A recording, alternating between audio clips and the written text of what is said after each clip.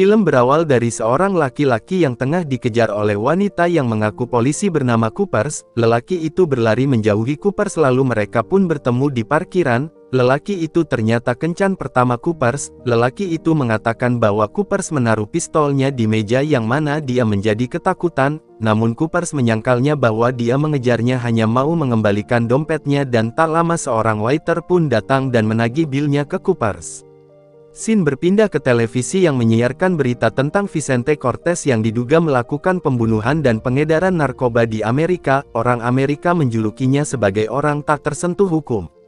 Lalu datang seorang detektif bernama Hausers, yang sedang terburu-buru yang mana mau meletakkan barang bukti di loker, namun Coopers mencegahnya untuk mematuhi prosedur yang ada, dan tak lama kemudian Coopers pun dipanggil oleh kaptennya untuk menuju kantornya. Coopers pun segera pergi ke kantornya dan ini orangnya Kapten Emmett.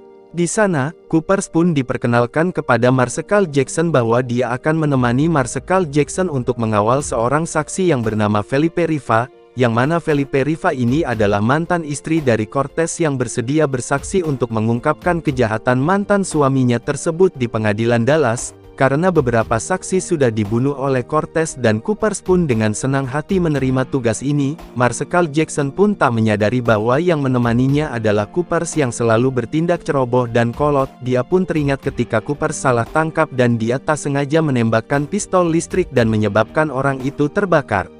Keesokan harinya, Coopers pun berangkat menuju rumah Felipe Riva bersama Marsekal Jackson. Setiba di rumahnya, mereka pun disambut oleh suaminya Felipe Riva dan Coopers pun disuruh Marsekal Jackson untuk menemani Felipe Riva untuk berkemas.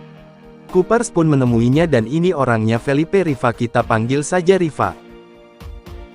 Coopers pun mengenalkan dirinya dan menyarankan untuk membawa barang bawaan yang penting aja, namun Riva ingin tampil cantik dan seksi. Dia pun membawa sepatu high heels-nya dan topi berserta mahkotanya. Riva pun mengungkapkan bahwa dia adalah Miss Plantain 2004 dan tak akan meninggalkan mahkotanya itu.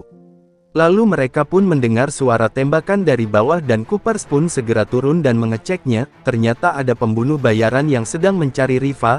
Lalu Coopers pun mau melaporkan kejadian ini ke pusat namun walkie-talkie-nya terjatuh. Lalu datang pembunuh bayaran yang lain mengincar suaminya Riva. Mereka pun kaget dan saling menodongkan pistol. Tak sengaja Coopers pun melihat tato di tangan salah satu pembunuh bayaran itu dan Marsekal Jackson pun menyuruh Coopers untuk memanggil backup-an namun dia tertembak dan tewas.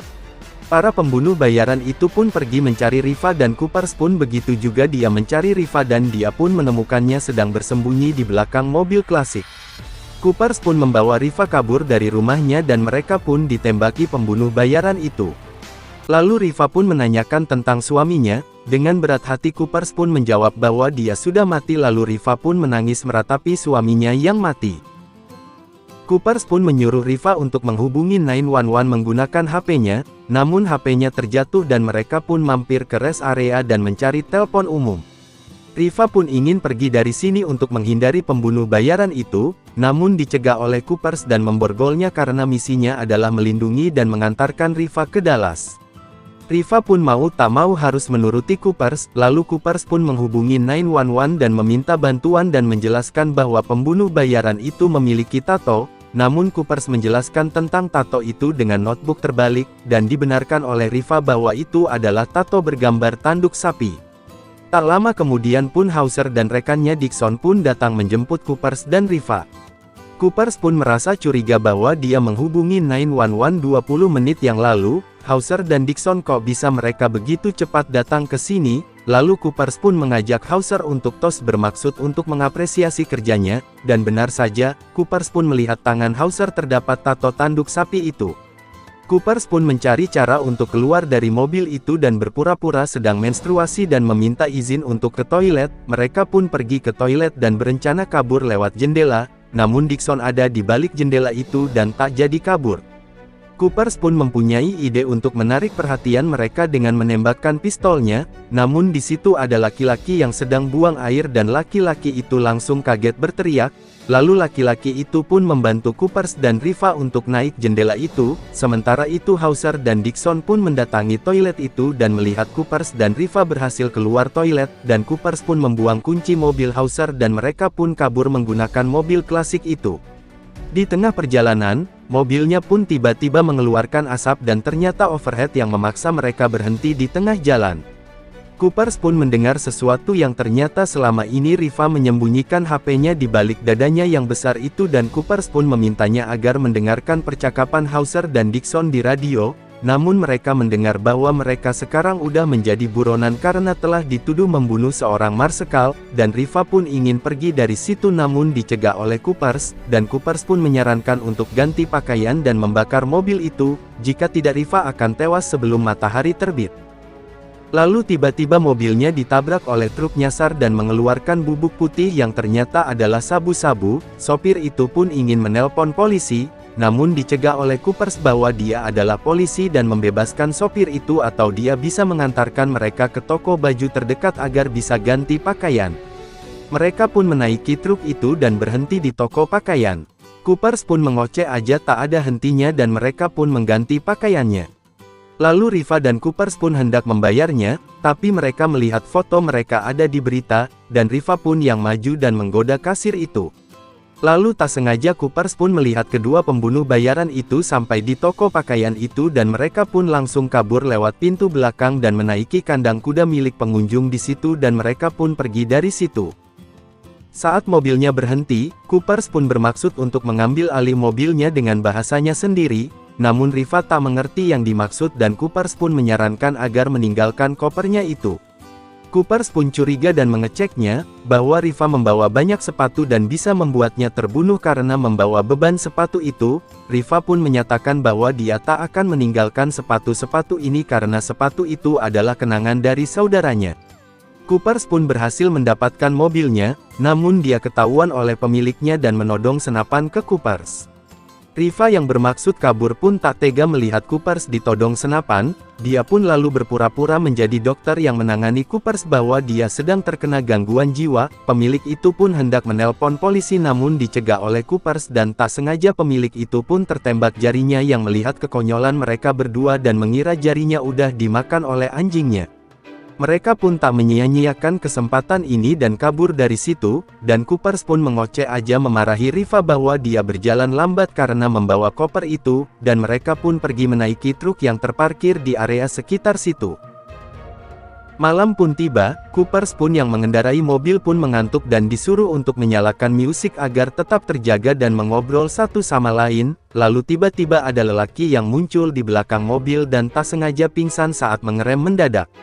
Mereka pun berhenti dan mengecek lelaki itu, dan berencana untuk membunuhnya namun lelaki itu tiba-tiba bangun dari pingsannya, lalu mereka pun menginterogasi lelaki itu pun memperkenalkan diri bernama Randy. Randy pun menyatakan bahwa mereka telah mencuri truknya dan mengenal mereka berdua di televisi sebagai buronan. Coopers pun menyatakan bahwa dia adalah polisi dan berita di televisi itu tak benar dan Coopers pun meminta bantuan ke Randy. Randy pun setuju membantu mereka dan dia akan menyediakan ruang istirahat dan menyetir truk itu. Scene berpindah di sebuah jalan terdapat operasi pemeriksaan, para polisi itu bertemu dengan pembunuh bayaran itu dan menanyakan tentang dua wanita buronan itu dan mereka pun tak mengetahuinya. Kebetulan Hauser dan Dixon berada di situ, lalu Coopers dan Riva pun tiba di operasi pemeriksaan polisi, dan Randy pun memperingatkan agar sembunyi di balik kulit rusa. Randy pun ditanyai Hauser tentang buronan wanita itu dan tak mengetahuinya dan Hauser mengecek di belakang kabin dan ternyata tak ada apa-apa. Ternyata mereka menyelinap di semak-semak rerumputan dan menyamar sebagai rusa yang sedang cari makan, namun di sela penyamarannya mereka masih sempat berdebat tentang suara rusa, dan perdebatan mereka terdengar oleh salah satu polisi dan mencari tahunya, namun dia hanya melihat rusa dan dia pun tak menghiraukan rusa itu. Mereka pun lolos dari pemeriksaan dan mereka pun menginap di sebuah motel. Randy yang sedang membersihkan diri, sementara itu Coopers pun mau mencari makanan namun dia harus mengamankan Riva dan memborgolnya karena tugasnya melindunginya agar sampai ke Dallas dengan selamat. Riva pun terharu dan memeluk Coopers karena sudah diberi perlindungan oleh Coopers. Coopers pun memasuki kamarnya Randy dan tak sengaja melihat Randy telanjang dan Coopers menyatakan dia membutuhkan makanan dan menyuruh Randy untuk mencari makanan, namun Randy salah persepsi bahwa dia akan makan malam bersamanya. Dengan pernyataan Randy tersebut Coopers pun merasa salah tingkah, di saat Randy mau menciumnya namun ditolak oleh Coopers bahwa dia telah melanggar aturan, namun Coopers pun akhirnya tak menghiraukan aturannya dan dia pun mencium Randy. Coopers pun pergi ke kamarnya, namun Riva menodongkan pistol yang telah dia curi dari Coopers saat memeluknya. Riva pun menyatakan bahwa dia tak akan bersaksi di Dallas dan akan pergi dari sini, dan Coopers pun melepaskan borgolnya dan di saat Riva lengah, Coopers pun menghalau pistolnya dengan koper itu dan mereka berkelahi saling memperebutkan pistol itu sampai berangkang di bawah kasur dan akhirnya Coopers pun mendapatkan pistol itu dan menodongkan pistolnya ke Riva. Coopers pun menanyai tentang isi koper itu kenapa terasa berat. Riva pun menyatakan bahwa tas ini berisi sepatu yang tertanam berlian dan emas senilai $4 juta dan Coopers pun akan menyitanya sebagai barang bukti. Tiba-tiba ada seseorang yang mengetuk pintu dan mereka adalah Hausers dan Dixon yang mengaku sebagai layanan servis, namun segera diketahui oleh Coopers dan mereka pun beranjak kabur dari situ, dirasa udah ketahuan dan tak dibukakan pintunya, Dixon pun tanpa basa-basi langsung menembak paksa pintunya dan mereka pun mencari kedua wanita buronan itu. Mereka pun kepergok oleh Hauser di lobi hotel dan tak disangka Randy lewat dia langsung menghajar Hauser dan Coopers akan menemui Randy secepatnya. Mereka pun mencari taksi, ketika Coopers sedang memesan taksi di lobi, ada bis menunggu penumpang dan Riva pun langsung berniat kabur menuju bis itu dan langsung masuk, namun langsung diketahui oleh Coopers dan langsung mengejarnya, petugas itu pun sempat menghalanginya namun Coopers memaksanya dan akhirnya Coopers pun diperbolehkan masuk. Coopers pun mengomeli Riva bahwa dia berusaha kabur darinya dan tiba-tiba mobil polisi datang dan ternyata adalah Hausers dan Dixon yang langsung menembak sopir itu dan terlempar keluar dan Coopers pun mengambil alih kendali mengendarainya dan tak disangka kakinya tak sampai pedal dan terborgol. Akhirnya Riva pun yang menginjak pedal dan Coopers menyetir sambil menembak Dixon, dan mereka pun saling bekerja sama menyingkirkan mobil Hauser dan tak disangka pembunuh bayaran itu ada di sana dan menembak ban mobil Hauser sampai terpental keluar jalan dan terbalik. Sedangkan bisnya melaju kencang dan Riva langsung menginjak rem yang membuatnya hampir menabrak bulldozers. Mereka pun selamat lalu Riva pun langsung meninju Coopers yang membuatnya pingsan seketika. Lalu Coopers pun bangun dari pingsannya dan menyadari bahwa Riva udah lepas dari borgolnya. Riva pun ternyata sudah merencanakan hal ini bahwasanya pembunuh bayaran itu seharusnya menculik Riva dan dia bermaksud membunuh Cortez sendiri. Coopers pun meyakinkan Riva bahwa Cortez bisa dimasukkan ke penjara, namun Riva tak ingin Coopers terbunuh, dia pun langsung menahannya di bis itu dan Riva pun pergi. Scene berpindah di kantor polisi, diberitakan Cortez pun bebas karena tak ada bukti kuat dan saksinya sekaligus istrinya telah menghilang. Coopers pun didatangi oleh Kapten Emmett bahwasanya Coopers telah melaksanakan tugasnya dengan baik dan menyuruhnya untuk cuti. Coopers menyatakan bahwa dia tak bisa tinggal diam akan ada orang yang akan mati, namun itu bukanlah urusannya lagi dan Kapten Emmett pun menyuruhnya pulang. Malam pun tiba, Riva pun menghadiri acara ulang tahun anaknya bernama Teresa Cortez, pembunuh bayaran itu pun berada di situ sebagai security dan mereka menyelipkan pistol ke tas Riva. Riva pun menemui Cortez dan Cortez pun menyuruhnya untuk menemuinya di ruangan pribadi. Tak sengaja Riva pun bertemu dengan Coopers yang menyamar sebagai Justin Bieber dan mereka pun berbicara di toilet dan Coopers pun menyatakan bahwa dia bisa menjebloskan Cortez ke penjara dengan menyadap pembicaraannya dengan Riva. Awalnya Riva tak peduli namun Coopers memaksanya dan akhirnya mau memasang alat penyadap itu. Saat itu juga Coopers pun kepergok wanita lain yang berada di toilet wanita dan dia pun diusir. Coopers melihat pelayan sedang santai dan dia pun mengikutinya. Riva pun tak ambil pusing dan membuang alat penyadap itu. Coopers pun menyamar sebagai pelayan di sana dan bertemu dengan Kapten Emmett dan Kapten Emmett pun menodongkan pistolnya dan menyuruh Coopers untuk pulang namun di sela-sela mengantarkannya, Coopers pun langsung kabur melepaskan diri dan pergi ke kerumunan pelayan itu dan Kapten Emmett pun kehilangan Coopers. Kapten Emmett pun mencari Coopers dan mereka pun bertemu di dapur, lalu Kapten Emmett pun menyatakan bahwa Coopers sebaiknya tak mencampuri urusan Cortez dan pulang saja. Coopers pun menyangkalnya bahwa dia tak bisa berdiam diri sementara kaptennya telah bekerja sama dengan orang-orang kotor seperti Cortez. Coopers pun menyetrumnya sampai terbakar, memukul kepalanya dan mengambil pistolnya. Riva pun menuju ruang pribadi Cortez dan di sana dia berbincang-bincang sambil menikmati minuman.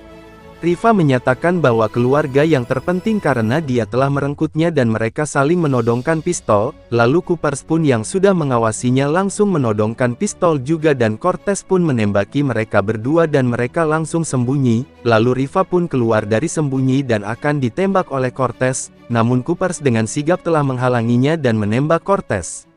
Cortez pun berhasil ditangkap, namun Riva ingin membunuhnya dan Coopers pun mencegahnya dan meyakinkan Riva jangan membunuhnya jika tidak dia bisa masuk penjara bila membunuhnya.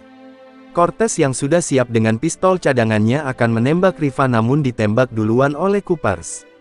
Riva pun memarahi Coopers karena dia telah menunggu momen ini selama 6 tahun lamanya untuk membunuh Cortez dan dia tak dapat kesempatan itu lagi. Coopers pun menyangkalnya bahwa dia melindunginya dan tak terasa Coopers telah tertembak di bagian lengannya. 3 bulan kemudian Coopers pun menjemput Riva yang sudah berakhir masa tahanannya di penjara, dan petugas itu mengenal Coopers yang telah menangkap Vicente Cortez. Riva pun keluar dari penjara itu dan akan merindukan mereka semua. Coopers pun memberikan sepatu high heels-nya yang mahal dan Riva menyatakan bahwa Coopers tampak lebih tinggi karena dia sekarang memakai sepatu high heels-nya. Lalu mereka berkendara di jalan dan tak sengaja Randy pun muncul di belakang dan sontak Riva menjadi kaget karena ada Randy dan sekarang Coopers menyatakan bahwa dia dan Randy pun sudah menjadi sepasang kekasih dan akan menjalani hidup baru. Film pun tamat. Klik subscribe, like, dan loncengnya, oke.